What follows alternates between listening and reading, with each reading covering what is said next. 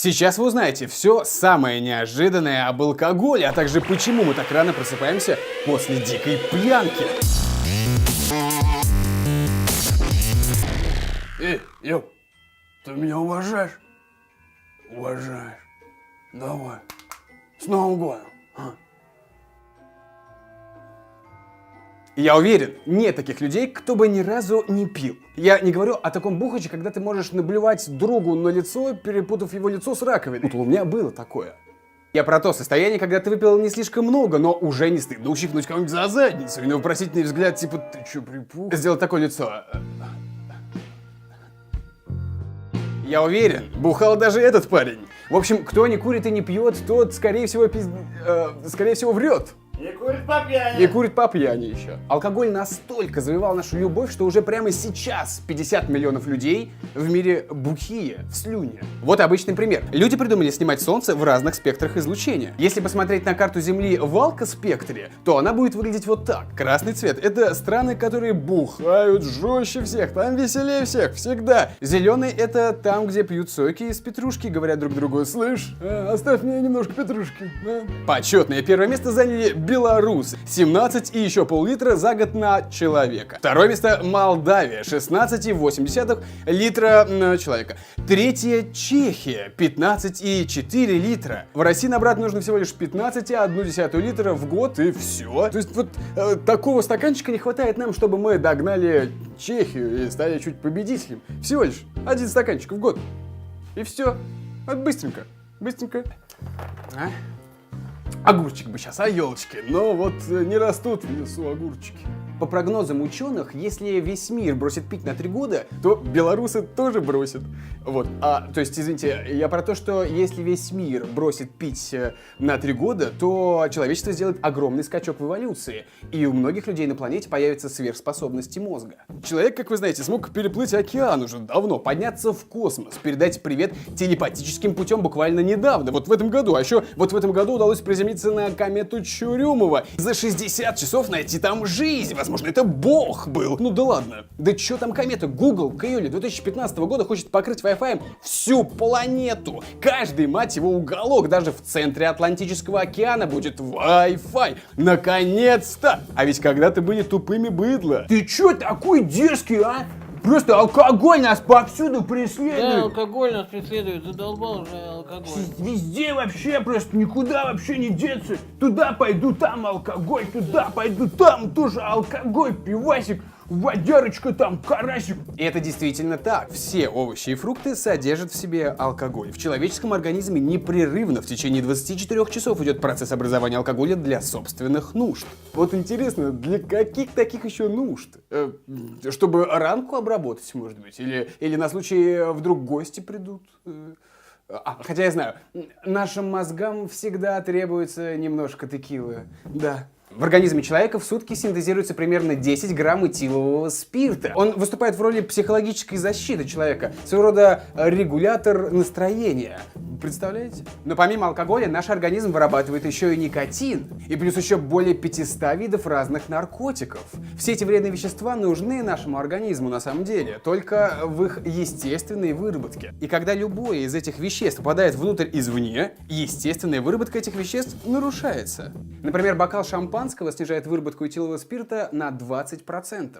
Для примера, у заядлых пьяниц выработка этилового спирта снижается аж на 30 дней. То есть ему будет ужасно хреново еще целых 4 недели, если он не опохмелится. Несомненно, алкоголь дает свои преимущества. Напряжения совести нет вообще почти, устраняет стеснительность и сомнения, расслабляет шею и дает вероятность с кем-нибудь донка-делидонк. Многие считают, что алкоголь повышает температуру тела. Да, так и есть. Только при верных расчетах. 50 грамм в сутки, не меньше. И все. Ну-ка давай, елочка, давай. При большем употреблении алкоголя температура тела понижается за счет сужения сосудиков. Как следствие этому синий нос у пьяниц. А если пить регулярно, то ни одного живого капилляра на носу не останется совсем. И со временем нос весь станет фиолетовым. Но есть и вовсе не пьющие ребята. 45% населения мира никогда не употребляли алкоголь. То есть 4 миллиарда человек живут полностью трезво. И примерно 2 миллиарда из них никогда не занимались сексом, потому что 1,8 миллиарда это дети, а остальные просто Приветик.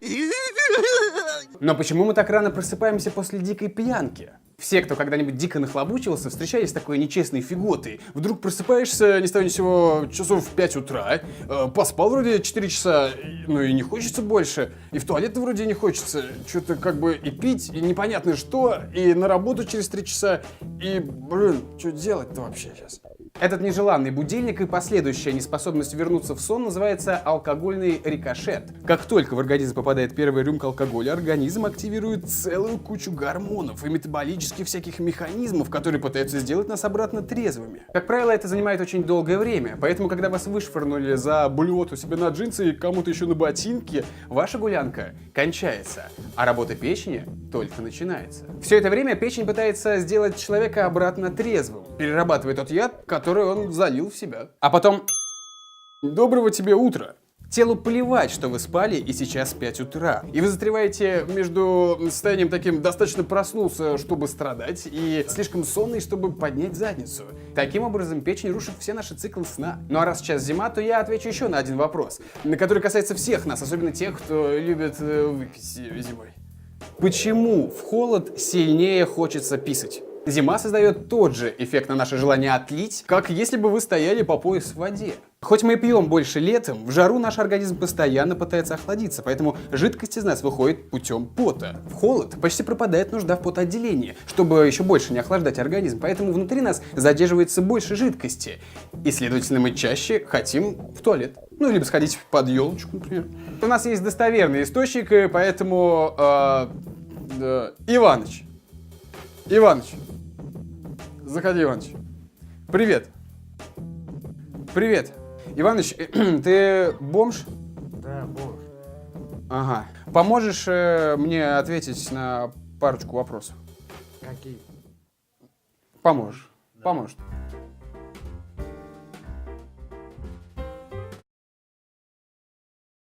Иваныч. Привет. Когда хочешь.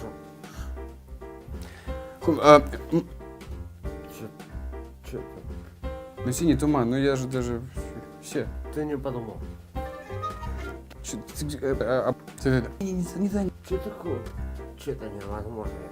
Что-то невозможно? Че? С кем? Зачем своих друзей сдавать? Да я так. Ты говоришь, да. Ты имеешь пиво, что ли? Пофиг. Пиво, что ли, имеешь? Пиво, да. Yes. Да. Че, нормально? Все нормально вообще. Когда... Че? Нет. Какой, а? О, тебе знаком...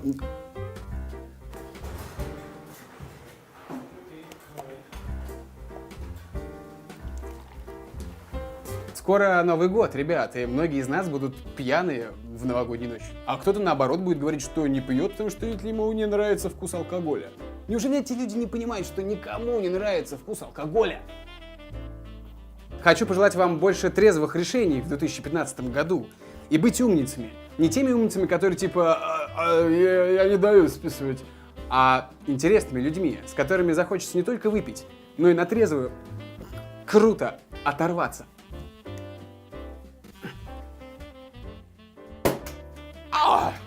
Елка, будешь пить, а? Холодно, маленькой елочки зимой. В общем, с Новым годом. Давай елочку. Опа. Рассказывайте обязательно своим друзьям об этом. Будет тема на вечерок. А также подписывайся на мой канал YouTube и заходи в мою группу, там есть куча всего интересного. И обязательно ставь новогодние лайки и жми поделиться, и все тебе скажут за это, что ты клевый. С Новым годом, прокачивай свои больные мозги. Пока!